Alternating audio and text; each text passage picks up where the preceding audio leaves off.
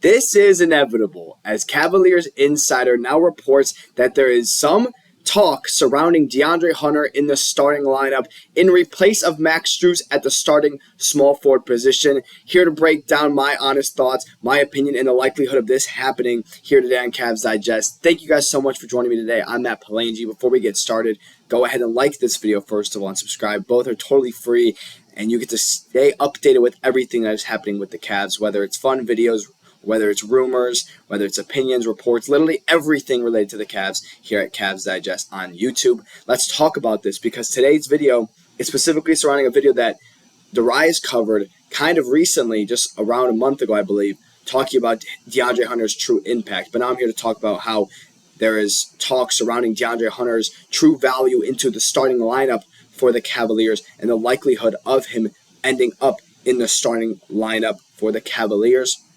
Obviously, the starting lineup of there's starting four secured of DeAndre Hunter, of Donovan Mitchell, Darius Garland, Evan Mobley, and Jarrett Allen. But that small forward position currently being started by Max Strus might be in question with a guy that the Cavaliers traded for and their 6/7th man off the bench last year. That player being DeAndre Hunter, the guy that the Cavaliers acquired at last year's trade deadline in exchange for multiple players. Karis LeVert, Georges Niang, 3 future second-round picks, 2 future pick swaps. So the Cavaliers spent a pretty penny to acquire DeAndre Hunter, but there might be good reason for it because if you look at his statistics, this guy's an all-around beast. We're talking about a guy that came in for the Cavaliers to average 17 points a game, 47% from the field, and 40% from the three. If he improves that field goal percentage and improves a little bit of his free throw percentage, he could be a 50-40-90 type of player. But it's not just his offensive skill set that he possesses that is really, really great. It's also his value on the defensive side. I got there eventually. He is a phenomenal defender, and I think that's what stands out the most to me is that he is probably one of the best 3-and-D players in the league, especially at the small forward position. He might be the best 3-and-D small forward in the NBA. At least at all the guys that aren't starting, he's easily the best 3-and-D player that isn't in the starting lineup for players. And that is why we're here to talk about what Chris Fedor had to say about DeAndre Hunter in the starting lineup. So he wrote an article. If you don't know who Chris Fedor is, he's a guy that we source a lot, or who we cite his sources a lot here on Cavs Digest. He's a Cleveland Cavaliers beat writer for Cleveland.com. He has a lot of insider info, and he talked about the mindset of DeAndre Hunter in the starting lineup, and we'll break that down here of what he had to say. Whether it was an assistant or 2 stints as head coach, Atkinson has always had a player like Strus, at least stylistically. While Hunter is probably more talented, he is not the better stylistic fit, and there is no hard and fast rule that the team's 5 best players must be in the starting group together. Wouldn't it be better for the Cavs, who lost steady 6th man Ty Jerome, to have a prolific scorer coming off the bench? That's what we're talking about today. Although that is a good point from Mr. Fedor, it comes to mind that even with the Cavs maybe needing a guy off the bench like DeAndre Hunter, because their bench depth might have took a small depletion after losing Ty Jerome and not having another consistent small forward outside of those 2 guys. And granted, in my honest opinion, I don't even really view Max Strus as a small forward. When he was on Miami Heat, he was consistently playing the shooting guard with Jimmy Butler at the 3. That's what it looked like to me. Strus also played the small forward. It wasn't like he was specifically a shooting guard, but he was a primary shooting guard coming into the league and with his time in Miami. So I don't even view him that way, but the Cavs he started playing small forward, for the Heat, and then the Cavs fully moved him to the small forward position. And now it's time to talk about Max Strus versus DeAndre Hunter. So obviously, specifically, DeAndre Hunter is the better player. I know it's a sad truth for Max Strus, but DeAndre Hunter is probably the better player, the more talented guy. It comes down to fit in the starting lineup at the end of the day. But let's just compare their stats to see who the better player is. So, 17 points compared to 9 points. Who's the better defender? It's DeAndre Hunter. Max Strus might be a better catch-and-shoot three-point shooter, but he's not even more efficient from the 3. On all levels of the game of basketball, DeAndre Hunter is the better player. But going off of what Fedor said about the style of Strus, why it fits better in the starting lineup, I actually don't think Max Strus fits in the starting lineup better. What I do think is that Max Strus is kind of a guy that's out there, and DeAndre Hunter is like that Lou Williams type of guy where he might play 40 minutes and be counted as a bench guy. Just so you can have him ready for any time to sub in for Donovan Mitchell, for Max Strus, for Darius Garland, for Evan Mobley, whatever you want to do. DeAndre Hunter is basically that 100% five-tool guy that you have in the game to cover whatever you need him to do.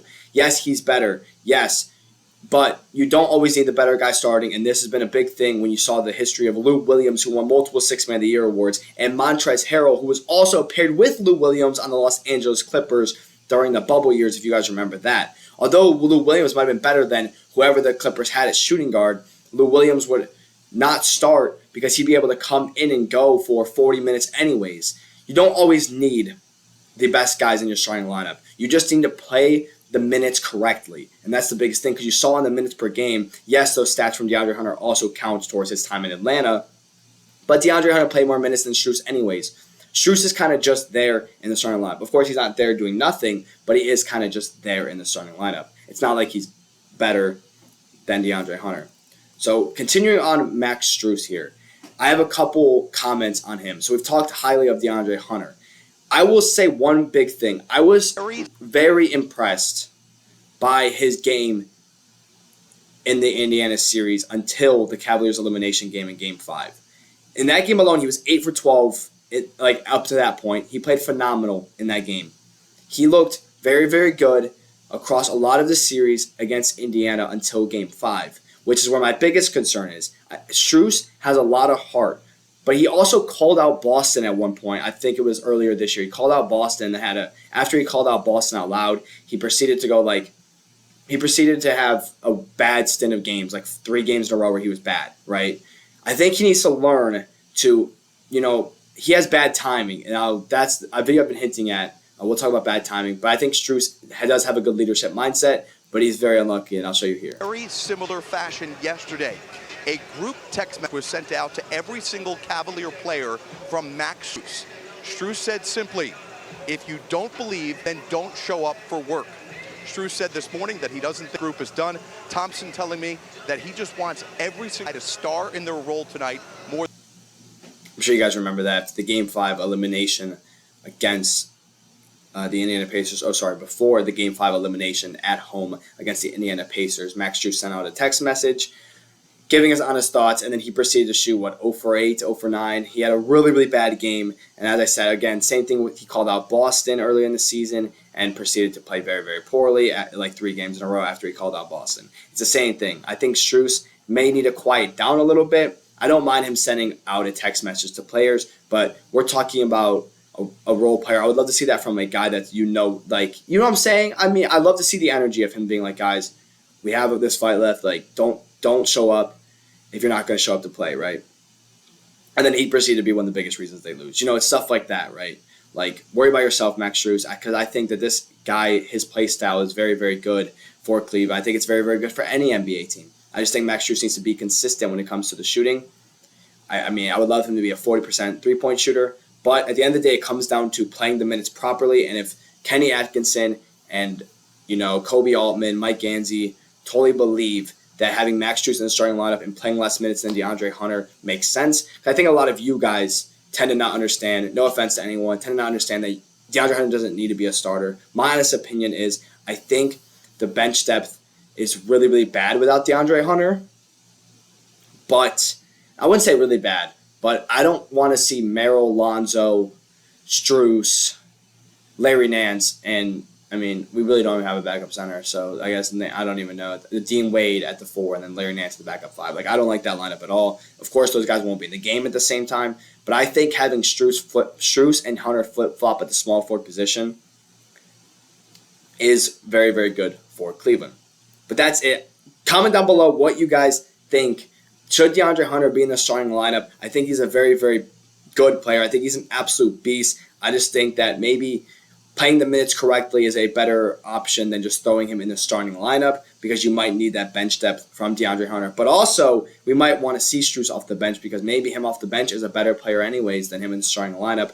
so there's a lot of questions. But thank you guys for joining me on Cavs Digest. That is it for me today. Comment down below your thoughts, like this video, subscribe, and share this video with your friends. As always, thank you guys for joining me here on Cavs Digest.